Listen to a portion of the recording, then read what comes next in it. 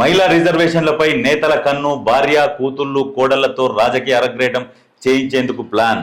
నియోజకవర్గాల పునర్విభజనతో 179కి పెరగనున్న అసెంబ్లీ సీట్లు.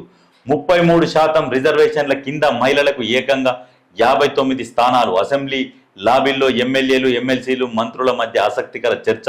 శుభాకాంక్షల పేరుతో ఫ్లెక్సీలు, కటౌట్లు, హోర్డింగులు. అంటే 119 అసెంబ్లీ స్థానాలకు 179 పెరుగుతున్నాయి. అయితే వాస్తవంగా అసెంబ్లీలోనేమో 33%కి ఉమెన్ రిజర్వేషన్ అమలైతే తెలంగాణలో వారికి ఏకంగా 59 సీట్లు వచ్చే అవకాశం. అయితే మహిళలకు ఇంత పెద్ద సంఖ్యలో అసెంబ్లీ సీట్లు రిజర్వ్ కానుండడంతో పలువురు రాజకీయ ప్రతినిధులు తమ నేతల కుటుంబాల్లోని మహిళలకు 2వ సీటుపై ఇప్పటి నుంచే కన్నేసిరు. అయితే వీళ్ళు ఎవరెవరంటే చూద్దాం. అసలు వీళ్ళు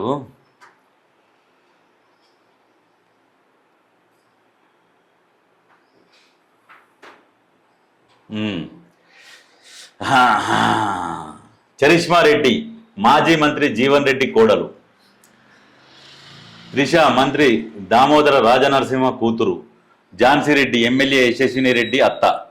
అయితే ఈ దిశగా భార్య, కూతురు, కోడలతో రాజకీయ పరిచయ కార్యక్రమం చేస్తున్నారు. పండుగలు, పబ్బాలు, ఇతర శుభకార్యాలను పురస్కరించుకొని ఆయా నియోజకవర్గాల్లో ప్రజలకు శుభాకాంక్షలు చెబుతూ ఫ్లెక్సీలు, హోర్డింగులు, కటౌట్లు ఏర్పాటు చేస్తున్నారు. దీంతో వీటిపై జనాల్లో ఆసక్తికర చర్చ సాగుతుంది.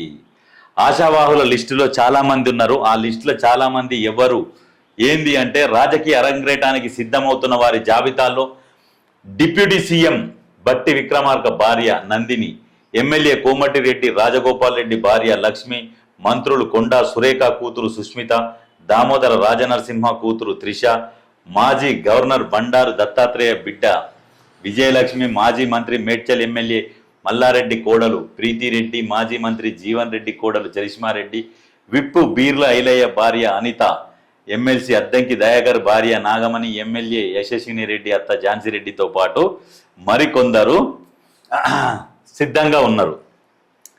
అయితే వీళ్ళ భవిష్యత్తు ఎట్లా ఏంది అనేది ఆలోచన చేస్తే ఎవరు గెలుస్తారు, ఎవరు విజయం సాధిస్తారు, ఎవరికి పబ్లిక్లో చరిష్మా ఉన్నది అని ఆలోచన చేస్తే మరి వీళ్ళ భవిష్యత్తు ఎట్లా ఉంటుంది ఏంది అనేది వీళ్ళకి అపోజిట్ కూడా ఉంటారు కదా. అంటే వీళ్ళు ఇప్పటికైతే వీళ్ళు ఫేమ్లో ఉన్నోళ్ళు వీళ్ళు వస్తున్నారు.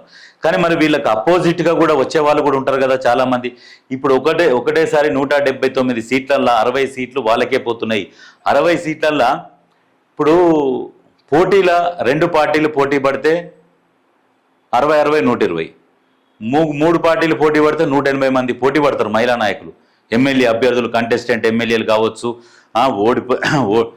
గెలిచిన వాళ్ళు కావచ్చు. ఈ రకంగా చూస్తే ఏంటంటే ఎమ్మెల్యే అభ్యర్థి, ఎమ్మెల్యే కంటెస్టెంట్ ఎమ్మెల్యే అని చెప్పుకొని తిరుగుతారు. అంటే మహిళా నాయకులు కూడా భారీ నుంచి అతి భారీగా పెరిగే అవకాశం ఉన్నది. చూద్దాం ఏం జరుగుతుంది ఏంది అనేది. ఎవరెవరికి వచ్చినా కానీ ఇంట్లో మాత్రం కొంచెము హైలైట్గా కనిపించేది ఏంటంటే మల్లారెడ్డి కూతురు మాత్రం చాలా ఆసక్తికరంగా ఉందన్నట్టుగా సోషల్ మీడియాలో ఆమె యాక్టివ్గా ఉంటుంది. కొన్ని ఛానల్ ఇంటర్వ్యూలలో మాట్లాడుతున్నప్పుడు కూడా చూసినాము. ఆమె మాత్రం యాక్టివ్గా ఉన్నది.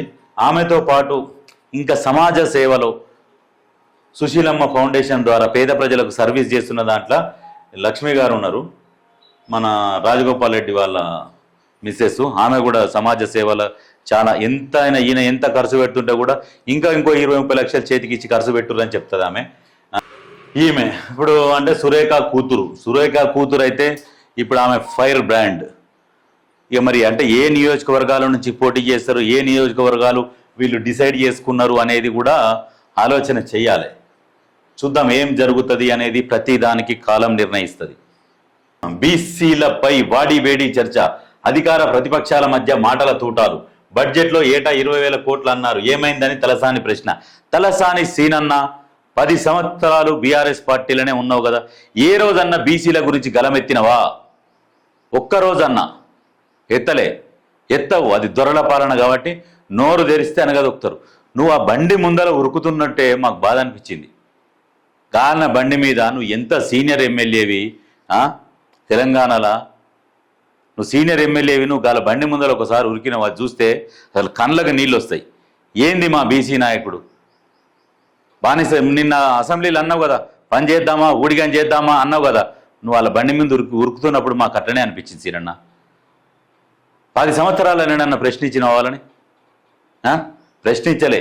కేటీఆర్ ఎంత అన్నా నీ ముందల? కేటీఆర్ వాళ్ళు ఆ కేసీఆర్తో సమానమైన వ్యక్తివి నువ్వు గాల బండి ముందలు ఉరుకుతుంటివి. నువ్వు వీడియో క్లిప్పింగ్స్ ఉన్నాయి. ఏదో సమావేశంలో ఆయన వస్తుండని ఆగమాగమవుడు. కేసీఆర్కు సమానమైన హోదా హుందాగల వ్యక్తివి తలసాని సీనన్న. ఇక నువ్వు కూడా వాళ్ళకు ఊడిగం చేసుకుంటాం మళ్ళంటి మనం చేద్దామా, వాళ్ళకు ఊడిగం చేద్దామా, ఇట్నే బతుకుదామా, బానిస బతుకులే బతుకుదామా అని ఇక నువ్వు మాట్లాడుతుంటావు. 10 సంవత్సరాలలో నోరు తెరవకుండా వాళ్ళకు ఊడిగం చేసి నువ్వు కూడా మాట్లాడుతుంటావు. ఎన్నడన్నా బీసీల గురించి ప్రశ్నించినవా? లేదు. మళ్ళీ ఇప్పుడు ఎందుకు ప్రశ్నిస్తున్నావా అన్న? ఏం హక్కు ఉంటుంది నీకు? ఏ హక్కు ఉండదన్నా? అప్పుడు కూడా ప్రశ్నించాల్సిండే. ఒక సీనియర్ నాయకునివి, బీసీలలో ఒక పెద్ద దిక్కులాగా ఉన్నావు. ఎన్నడన్నా? ఇప్పుడు మాట్లాడుతున్నావు. ఏమొస్తుందన్నా ఇప్పుడు మాట్లాడితే? తలసాని ప్రశ్న ఏమున్నది?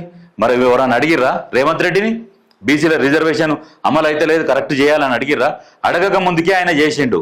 ఆయనకు సెల్యూట్ కొట్టాలి, ప్రయత్నం చేస్తున్నాడు. మిగతా వాళ్ళు అడ్డొస్తున్నారు, సహకరిస్తలేరు. ఇక్కడ నుంచి బీఆర్ఎస్ వాళ్ళు కేంద్రంలో వాళ్ళకి చెప్తున్నారు, వాళ్ళు లోపాయికార ఒప్పందం వల్ల బీసీ బిల్లు పాస్ అవుతలేదు. దాని గురించి వాళ్ళని నిలదీస్తే అర్థమవుతుంది. ఎంబీసీ మంత్రిత్వ శాఖ ఏర్పాటు చేయాలని డిమాండ్. ఇక వాళ్ళు ఏం చేయాలనేది వాళ్ళు చేస్తారు, వాళ్ళకి తెలుస్తుంది. 42% విశ్రమించబోమని మంత్రి వాకిటి. ఎక్కడ కూడా విశ్రమించబోమన్నారు. అది ఆ అంశాన్ని లేవనెత్తిందే ముఖ్యమంత్రి రేవంత్ రెడ్డి గారు. దాని పట్ల చిత్తశుద్ధి ఉన్నది. బీసీల పట్ల ఆయన క్లియర్గా చెప్పిండు. నాకు ఏ కులాలతో మతాలతో సంబంధం లేదు, నన్ను ఎట్లా పిలుచుకుంటే అట్లా నేను కంటిన్యూ అవుతాను కూడా చెప్పిండు. ఇక మీరు అర్థం చేసుకోవాలి. లక్ష్యాన్ని నీరుగార్చే ప్రయత్నం చేయొద్దన్న ఇతర నేతలు ఎవ్వరు చెయ్యరు. అట్లా చేయాలనుకుంటే అంశమే తీసుకురారు కదా ఫస్ట్ పైకి. డిక్లరేషన్ పేరుతో బీసీలకు వంచన, ఏ వంచన లేదు, చేసుకొని వస్తారు.